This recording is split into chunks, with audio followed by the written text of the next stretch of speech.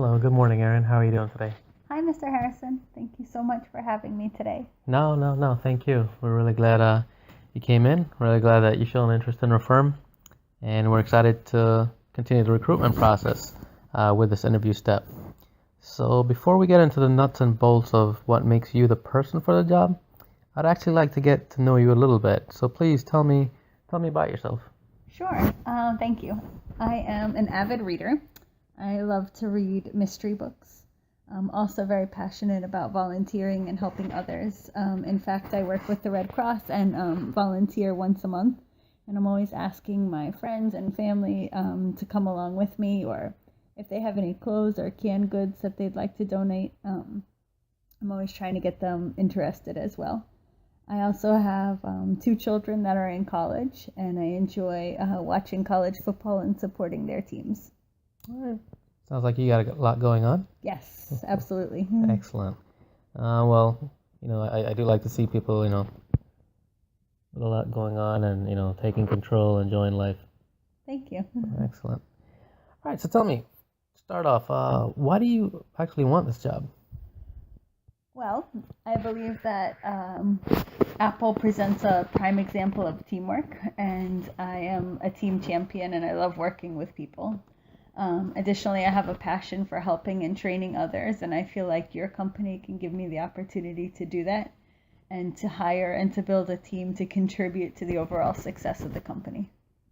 Okay, great. So how do you feel your experience has prepared you for this role?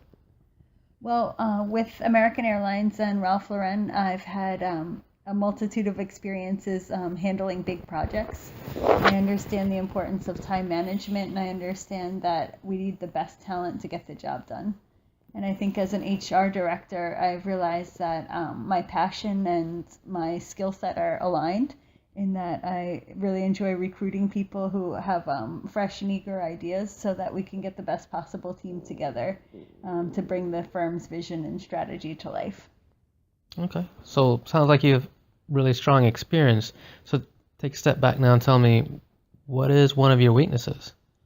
To be honest, I do consider myself a workaholic, so sometimes I do find it hard to keep life and work balance, especially with, as you mentioned before, all the other facets of my everyday life. Okay, so fair enough. That may be a detriment to you. I can fairly understand that.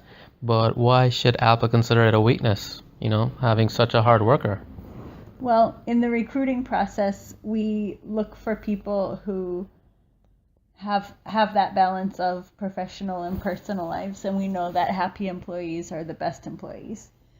So sometimes I find it difficult to find that balance, and the thing that I grasp onto is the work.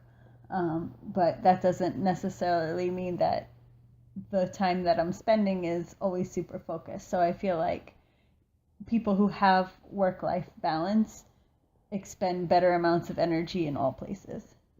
Okay, thank you. So how do you stay organized? Like, what tools do you use? What approach do you use to prioritize? Well, every morning I write an agenda of things that I want to complete by the end of the day. And then I set up calendar alerts for any appointments or events that I have going on. And my first level of prioritization is crafted by the chronology of deadlines. And then I refine these by the unique scope of influence or impact that each task has in and of itself. Okay.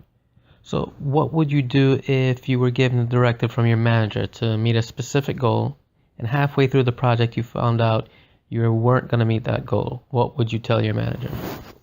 Well, I'm a huge believer in accountability.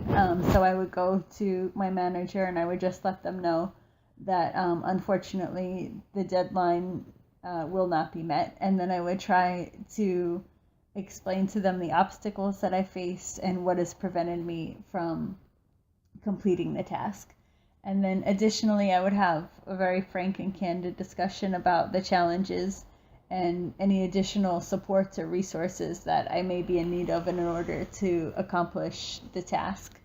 And we would also set up targets so that we can review and prioritize subtasks and make sure the project stays on track with the remaining deadlines.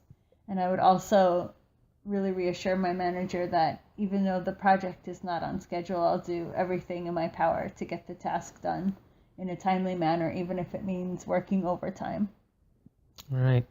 Thank you. So, employment or employee recognition, excuse me, is very important to the long-term success of the company. It's very important here at Apple. Please give some examples of how you've provided both formal and informal recognition for employees under your management. So I wholeheartedly agree with you that recognizing employees is paramount to the team's success and the company's success. So some ways that I've done that is I've given employee spot awards, I've treated them to lunch, and I've also recognized employees for their work by issuing them awards of recognition at company events or team huddles, and that's of course based on the merit of their accomplishments. And additionally, I think it's really important to empower team members to recognize one another as well.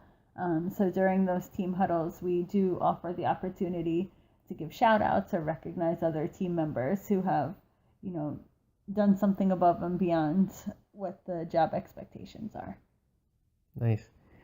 Tell me, please, about a time when your supervisor criticized your work. What was the issue and how did you respond? So we were able to boil down the issue to a miscommunication. And at first I was slightly taken aback because I didn't necessarily understand where it was coming from. But I tried to be an active listener and really understand why my supervisor felt that the project was not going successfully. So what we figured out through the course of the conversation was that there was a miscommunication between myself and another department, and that was based on a follow-up email that I didn't follow up on appropriately. So I reassured my supervisor that going forward I would follow up on all emails, and in fact have her in the loop so that she knows of all correspondence between myself and the team. And even though I was upset about it, I realized that it was a learning opportunity for me because, there was a mistake on my part, but I figured out a way to address the mistake and to solidify communication going forward. Nice. So what have you learned from mistakes done in previous jobs? Well, I've learned that group assignments are not always the easiest tasks. In group work, you're working with people with different ideas, time management, work styles, work ethics, etc. So at times, one person may wind up picking up the slack for another member of the team, but by doing that, you're not really helping anybody because they're not learning the requisite skills for task completion.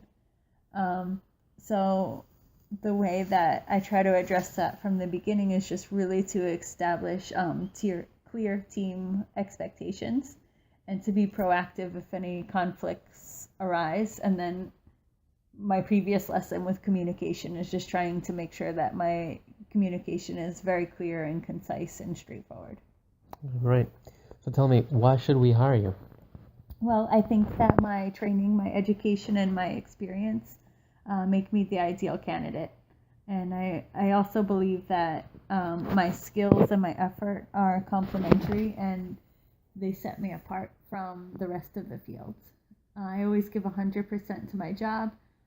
Like I said earlier, I am a people person and I possess the drive and know-how to enhance the employee environment in Apple. And I feel like that would really make me an asset to your HR team and to your overall organization. Okay, great. Well, Ariane, I really want to thank you again for your time today. I really appreciate you coming down, and I look forward to getting back in touch with you with some great news. Thank you so much, Mr. Harrison. I really appreciate your time as well. Thanks. Have a great day. You too.